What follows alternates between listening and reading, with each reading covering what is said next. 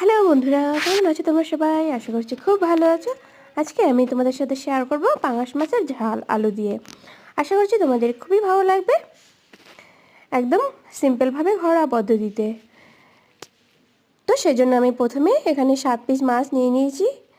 মাছটাকে আমি ভালো করে ভেজে নেব।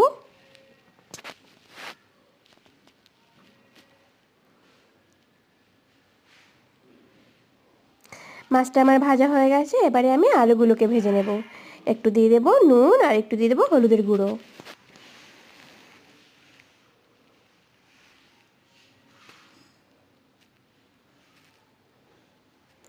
আমার আলুগুলো ভাজা হয়ে গেছে। এবারে আমি নামিয়ে নেব।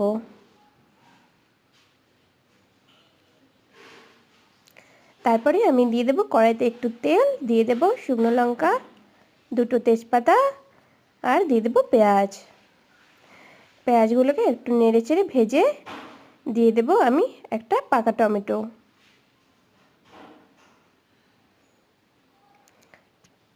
দিয়ে দিলাম আদা রসুনের পেস্ট। দিয়ে দেব পরিমাণ মতো নুন, হলুদের গুঁড়ো, লঙ্কার গুঁড়ো।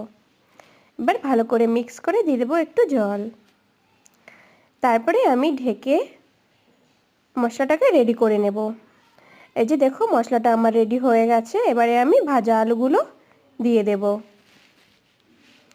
এবারে আমি মশলার সাথে ভালো করে আলুগুলোকে কষিয়ে নেব।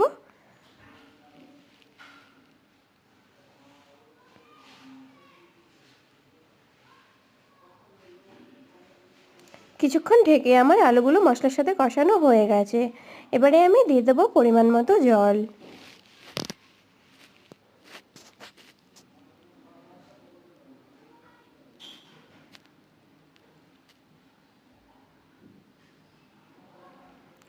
নেড়েচেড়ে একটু আমি ঢেকে দেব।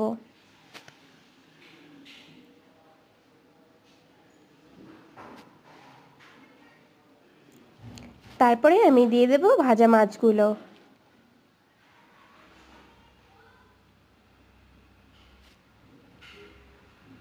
মাছগুলো আমি দিয়ে দিলাম। এবারে আমি ঢেকে তরকারিটাকে ফুটিয়ে নেব আলু সিদ্ধ হওয়া পর্যন্ত। আলুগুলি আমার সিদ্ধ হয়ে গেছে। তোমরা দেখতেই পাচ্ছ এখানে আমি কিছু আলু ম্যাশ করে দিচ্ছি গ্রেভিটা একটু ঘন হওয়ার জন্য। তারপরে আমি দিয়ে দিলাম কিছু কুচানো ধনেপাতা। তারপরে দিয়ে দেবো একটু গরম মশলার গুঁড়ো। এবারে মিক্স করে একটু ফুটিয়ে নেব। আমার তরকারি একদম রেডি। খেতে খুবই ভালো লাগে। তোমরা ভাত দিয়েও খেতে পারো, রুটি দিয়েও খেতে পারো।